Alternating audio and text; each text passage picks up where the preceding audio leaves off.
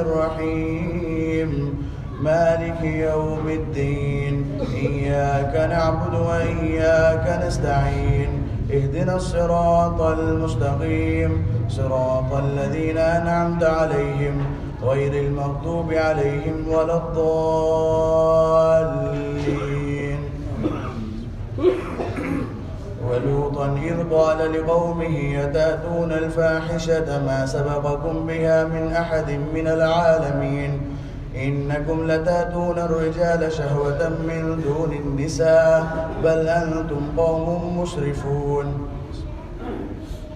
قال الملأ الذين استكبروا من قومه لنخرجنك يا شعيب والذين آمنوا معك من قريتنا أو لتعودن في ملتنا قال أولو كنا كارهين قد افترينا على الله كذبا إن عدنا في ملتكم بعد إذ نجانا الله منها وما يكون لنا أن نعود فيها إلا أن يشاء الله ربنا وسع ربنا كل شيء علما على الله توكلنا ربنا افتح بيننا وبين قومنا بالحق وأنت خير الفاتحين. وقال الملأ الذين كفروا من قومه لئن اتبعتم شعيبا إنكم إذا لخاسرون فأخذتهم الرجفة فأصبحوا في دارهم جاثمين. الذين كذبوا شعيبا كأن لم يغنوا فيها الذين كذبوا شعيبا كانوا هم الخاسرين فتولى عنهم وقال يا قوم لقد أبلغتكم رسالات ربي ونصحت لكم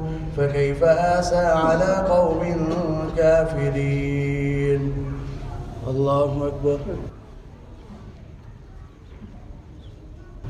وما أرسلنا في قرية من نبي إلا أخذنا أهلها بالبأساء والضراء لعلهم يضرعون ثم بدلنا مكان السيئة الحسنة حتى عفوا وقالوا قد مس آباءنا الضراء والسراء فأخذناهم بغتة وهم لا يشعرون. ولو أن أهل القرى آمنوا واتقوا لفتحنا عليهم بركات من السماء والأرض ولكن كذبوا فأخذناهم بما كانوا يكسبون. أفأمن أهل القرى أن يأتيهم بأسنا بياتا وهم نائمون أو أمن أهل القرى أن يأتيهم بأسنا ضحى وهم يلعبون. أفأمنوا مكر الله فلا يأمن مكر الله إلا القوم الخاسرون. أولم يهد للذين يرثون الأرض من بعد أهلها أن لو نشاء وصبناهم بذنوبهم ونطبع على قلوبهم فهم لا يسمعون. الله أكبر. تلك القرى نقص عليك من أنبائها ولقد جاءتهم رسلهم بالبينات فما كانوا ليؤمنوا بما كذبوا من قبل كذلك يطبع الله على قلوب الكافرين. فما وجدنا لأكثرهم من عهد وإن وجدنا أكثرهم لفاسقين. ثم بعثنا من بعدهم موسى بآياتنا إلى فرعون وملئه فظلموا بها كذلك يطبع الله على قلوب الكافرين. وما وجدنا لأكثرهم من عهد وإن وجدنا أكثرهم لفاسقين. ثم بعثنا من بعدهم موسى بآياتنا إلى فرعون وملئه فظلموا بها فانظر كيف كان عاقبة المفسدين. وقال موسى يا فرعون إني رسول من رب العالمين حقيق على أن لا أقول على الله إلا الحق قد جئتكم ببينة من ربكم فأرسل معي بني إسرائيل. قال إن كنت جئت بآية فات بها إن كنت من الصادقين. فألقى عصاه فإذا هي ثعبان مبين ونزع يده فإذا هي بيضاء للناظرين. الله أكبر.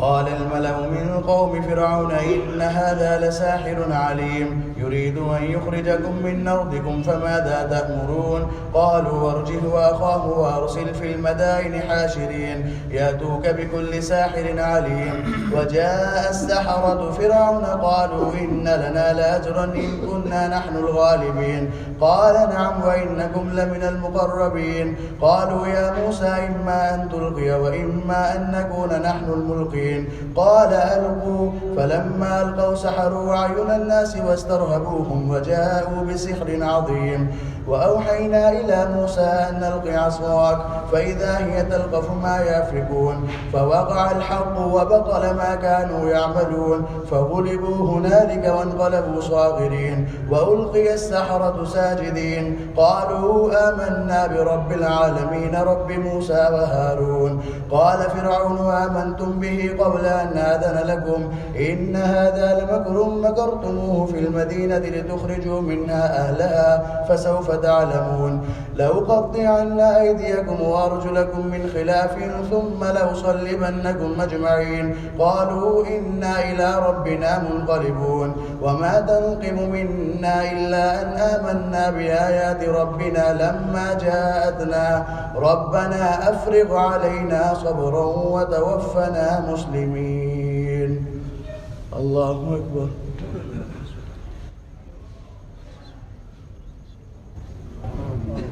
وقال الملأ من قوم فرعون أتذر موسى وقومه ليفسدوا في الأرض ويذرك وآلهتك قال سنقتل أبناءهم ونستحيي نساءهم وإنا فوقهم قاهرون قال موسى لقومه استعينوا بالله واصبروا إن الأرض لله يورثها من يشاء من عباده والعاقبة للمتقين قالوا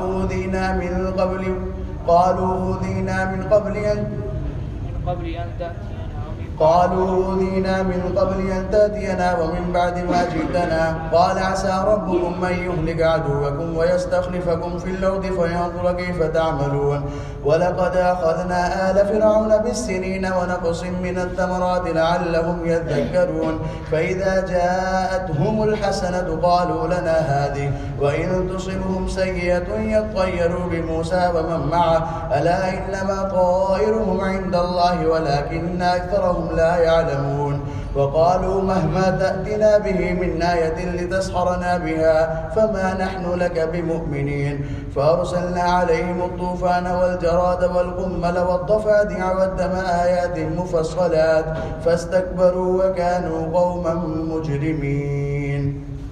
الله أكبر.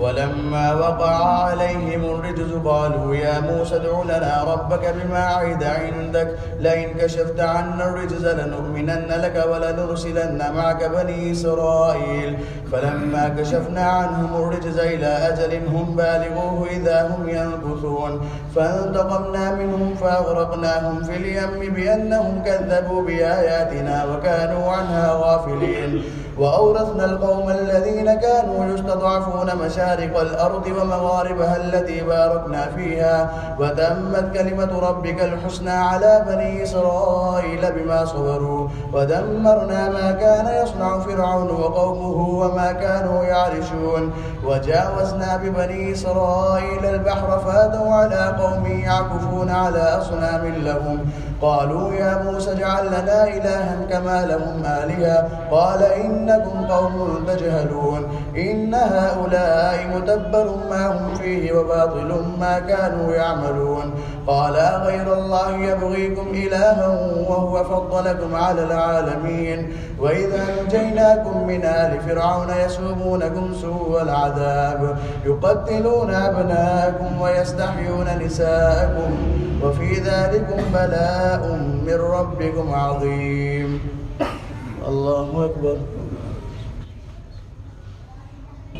ووعدنا موسى 30 ليلة وأتممناها ب10 فتم ميقات ربه 40 ليلة وقال موسى لأخيه هارون اخلفني في قومي وأصلح ولا تتبع سبيل المفسدين ولما جاء موسى لميقاتنا وكلمه ربه قال رب أرني أنظر إليك قال لن تراني ولكن انظر إلى الجبل فإن استقر مكانه فسوف تراني فلما تجلى ربه للجبل جعله دكا وخر موسى صعقا فلما أفاق قال سبحانك تبت إليك وأنا أول المؤمنين قال يا موسى إني اصطفيتك على الناس برسالاتي وبكلامي فخذ ما آتيتك وكن من الشاكرين وكتبنا له في الألواح من كل شيء موعظة وتفصيلا لكل شيء فخذها بقوة وأمر قومك يأخذوا بأحسنها سأريكم دار الفاسقين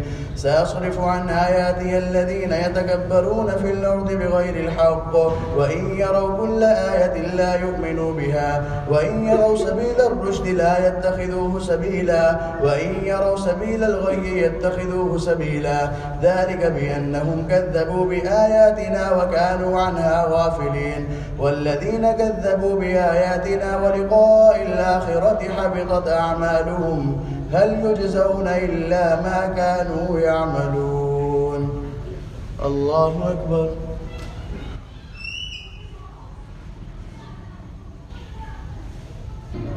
واتخذ قوم موسى من بعده من حليهم عجلا جسدا له خوار ألم يروا أنه لا يكلمهم ولا يهديهم سبيلا اتخذوه وكانوا ظالمين ولما سقط في أيديهم ورأوا أنهم قد ضلوا قالوا لئن لم يرحمنا ربنا ويغفر لنا لنكونن من الخاسرين ولما رجع موسى إلى قومه غضبان آسفا قال بئس ما خلفتموني من بعدي أعجلتم أمر ربكم وألقى الألواح وأخذ برأس أخيه يجره إليه قال ابن أم إن القوم استضعفوني وكادوا يقتلونني فلا تشمت بي الأعداء ولا تجعلني مع القوم الظالمين قال رب اغفر لي ولأخي وادخلنا في رحمتك وأنت أرحم الراحمين.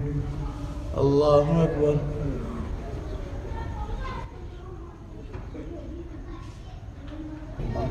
إن الذين اتخذوا العجل سينالهم غضب من ربهم وذلة في الحياة الدنيا وكذلك نجزي المفترين والذين عملوا السيئات ثم تابوا من بعدها وآمنوا إن ربك من بعدها لغفور رحيم ولما سكت عن موسى الغضب وأخذ الألواح وفي نسختها هدى ورحمة للذين هم لربهم يرهبون واختار موسى قومه 70 رجلا لميقاتنا فلما أخذتهم الرجفة قال رب لو شئت أهلكتهم من قبل وإياي أتهلكنا بما فعل السفهاء منا إن هي إلا فتنتك تضل بها من تشاء وتهدي من تشاء أنت ولينا فاغفر لنا وارحمنا وأنت خير الغافرين واكتب لنا في هذه الدنيا حسنة وفي الآخرة إنا هدنا إليك قال عذابي يصيب به من أشاء ورحمتي وسعت كل شيء فسأكتبها للذين يتقون ويؤتون الزكاة والذين هم بآياتنا يؤمنون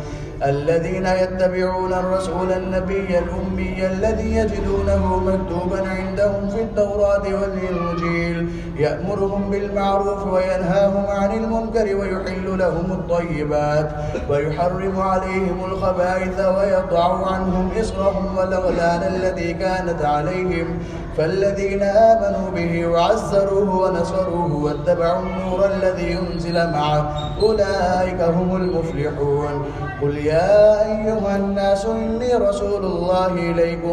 قل يا أيها الناس إني رسول الله إليكم جميعا الذي له ملك السماوات والأرض لا إله إلا هو يحيي ويميت. الله أكبر.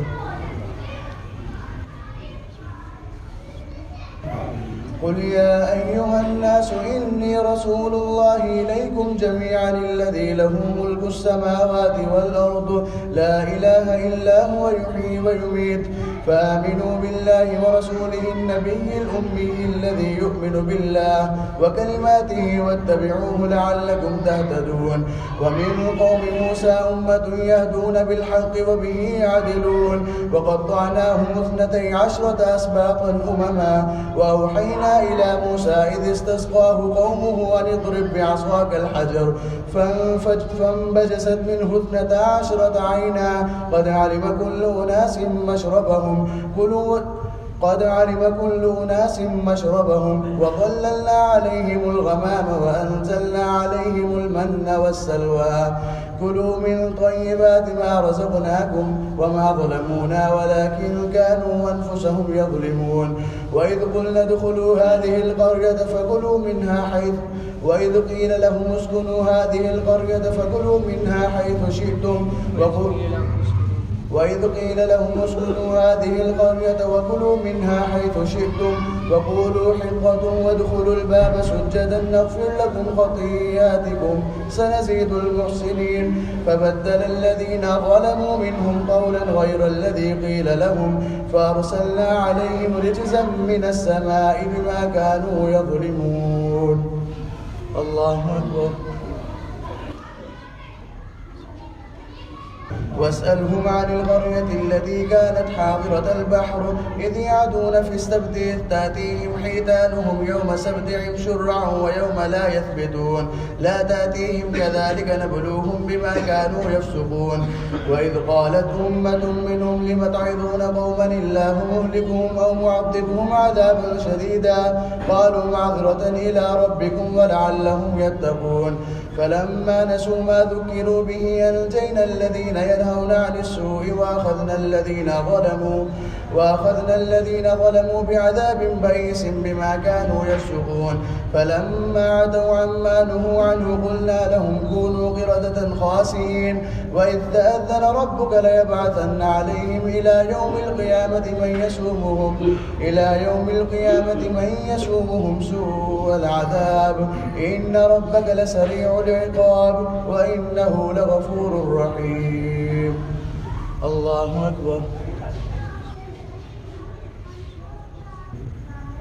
وقطعناهم في الأرض أمما منهم الصالحون ومنهم دون ذلك وبلوناهم بالحسنات والسيئات لعلهم يرجعون فخلف من بعدهم خلف ورثوا الكتاب يأخذون عرض هذا الأدنى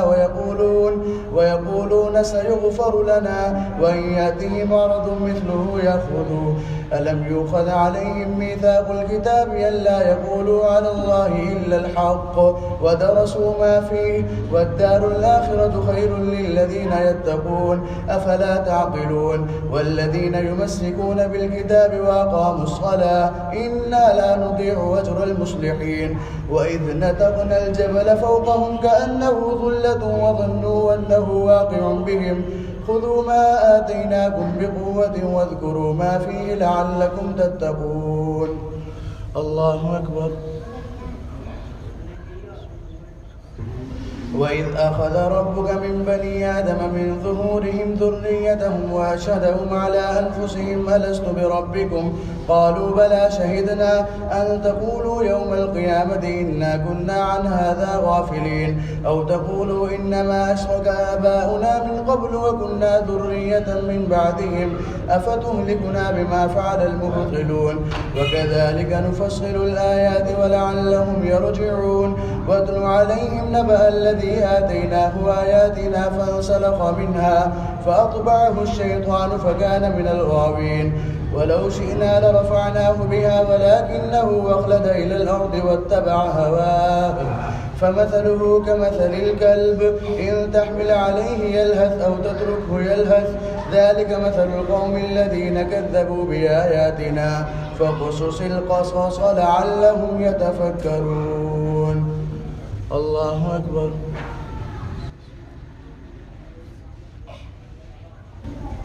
ساء مثلا القوم الذين كذبوا بآياتنا وأنفسهم كانوا يظلمون من يهد الله فهو المهتدي ومن يضلل فأولئك هم الخاسرون ولقد ذرأنا لجهنم كثيرا من الجن والإنس لهم قلوب لا يفقهون بها ولهم أعين لا يبصرون بها ولهم آذان لا يسمعون بها أولئك كالأنعام بل هم أضل أولئك هم الغافلون ولله الأسماء الحسنى فادعوه بها وذروا الذين يلحدون في أسمائه سيجزون ما كانوا يعملون وممن خلقنا أمة يهدون بالحق وبه يعدلون. الله أكبر.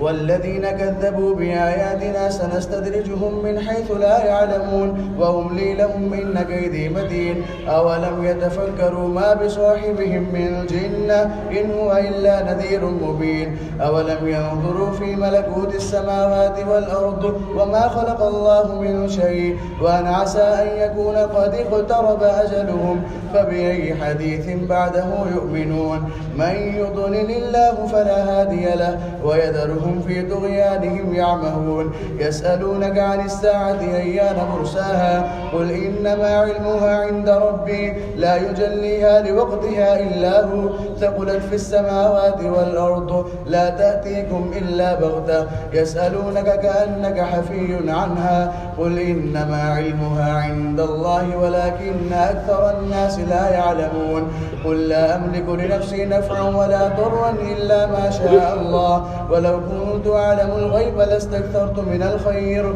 وما مسني السوء إن أنا إلا نذير وبشير لقوم يؤمنون هو الذي خلقكم من نفس واحدة وجعل منها زوجها ليسكن إليها فلما تغشاها حملت حملا خفيفا فمرت به فلما أثقلت دعوا الله ربهما لئن آتيتنا صالحا لنكونن من الشاكرين فلما آتاهما صالحا جعلا له شركاء فيما آتاهما فتعالى الله عما يشركون أيشركون ما لا يخلق شيئا وهم يخلقون فلا يستطيعون لهم نصرا ولا أنفسهم ينصرون وإن تدعوهم إلى الهدى لا يتبعوكم سواء عليكم أدعوتموهم أم أنتم صامتون. الله أكبر.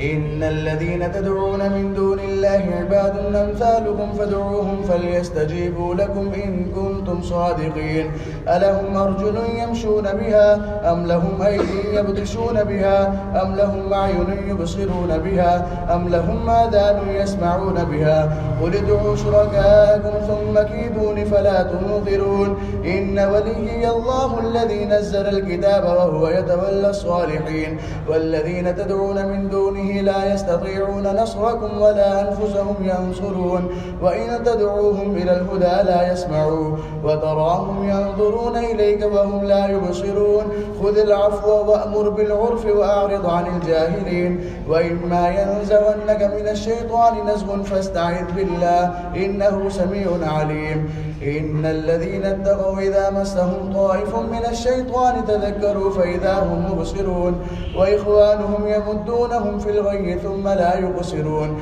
وإذا لم تأتهم بآية قالوا لولا اجتبيتها قل إنما أتبع ما يوحى إلي من ربي هذا بصائر من ربكم وهدى ورحمة لقوم يؤمنون وإذا قرئ القرآن فاستمعوا له وأنصتوا لعلكم ترحمون واذكر ربك في نفسك تضرعا وخيفة ودون الجهر من القول بالغدو والآصال ولا تكن من الغافلين إن الذين عند ربك لا يستكبرون عن عبادته ويسبحونه وله يسجدون. الله أكبر.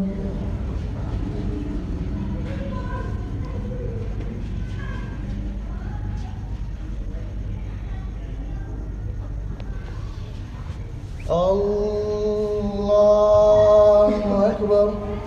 يسألونك عن الأنفال قل الأنفال لله والرسول فاتقوا الله وأصلحوا ذات بينكم وأطيعوا الله ورسوله إن كنتم مؤمنين إنما المؤمنون الذين إذا ذكر الله وجلت قلوبهم وإذا تليت عليهم آياته زادتهم إيمانا وعلى ربهم يتوكلون الذين يقيمون الصلاة ومما رزقناهم ينفقون أولئك هم المؤمنون حقا لهم درجات عند ربهم ومغفرة ورزق كريم.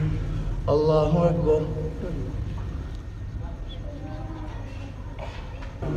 كما أخرجك ربك من بيتك بالحق وإن فريقا من المؤمنين لكارهون يجادلونك في الحق بعدما تبين كأنما يساقون إلى الموت وهم ينظرون وإذ يعدكم الله إحدى الطائفتين أنها لكم وتودون أن غير ذات الشوكة تكون لكم ويريد الله أن يحق الحق بكلماته ويقطع دابر الكافرين ليحق الحق ويبطل الباطل ولو كره المجرمون إذ تستغيثون ربكم فاستجاب لكم أني ممدكم ب1000 من الملائكة مردفين وما جعله الله إلا بشرى ولتطمئن به قلوبكم وما النصر إلا من عند الله إن الله عزيز حكيم.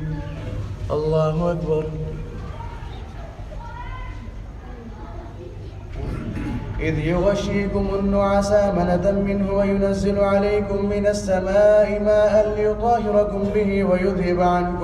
ويذهب عنكم رجز الشيطان وليربط على قلوبكم ويثبت به الأقدام إذ يوحي ربك إلى الملائكة أني معكم فثبتوا الذين آمنوا سألقي في قلوب الذين كفروا الرعب فاضربوا فوق الأعناق واضربوا منهم كل بنان ذلك بأنهم شاقوا الله ورسوله ومن يشاقق الله ورسوله فإن الله شديد العقاب ذلكم فذوقوه وأن للكافرين عذاب النار. يا أيها الذين آمنوا إذا لقيتم الذين كفروا زحفا فلا تولوهم الأدبار ومن يولهم يومئذ دبره إلا متحرفا لقتال أو متحيزا إلى فئة فقد باء بغضب من الله ومأواه جهنم وبئس المصير. فلم تقتلوهم ولكن الله قتلهم وما رميت إذ رميت ولكن الله رمى وليبلي المؤمنين منه بلاء حسنا إن الله سميع عليم. ذلكم وأن الله موهن كيد الكافرين. إن تستفتحوا فقد جاءكم الفتح وإن تنتهوا فهو خير لكم وإن تعودوا نعود ولن تغني عنكم فئتكم شيئا ولو كثرت وأن الله مع المؤمنين. الله أكبر. يا أيها الذين آمنوا أطيعوا الله ورسوله ولا تولوا عنه وأنتم تسمعون ولا تكونوا كالذين قالوا سمعنا وهم لا يسمعون إن شر الدواب عند الله الصم البكم الذين لا يعقلون ولو علم الله فيهم خيرا لأسمعهم ولو أسمعهم لتولوا وهم معرضون. يا أيها الذين آمنوا استجيبوا لله وللرسول إذا دعاكم لما يحييكم واعلموا أن الله يحول بين المرء وقلبه وأنه إليه تحشرون. واتقوا فتنة لا تصيبن الذين ظلموا منكم خاصة واعلموا أن الله شديد العقاب. واذكروا إذ أنتم قليل مستضعفون في الأرض تخافون أن يتخطفكم الناس فآواكم وأيدكم بنصره ورزقكم من الطيبات لعلكم تشكرون. يا أيها الذين آمنوا لا تخونوا الله والرسول وتخونوا أماناتكم وأنتم تعلمون واعلموا أنما أموالكم وأولادكم فتنة وأن الله عنده أجر عظيم. الله أكبر.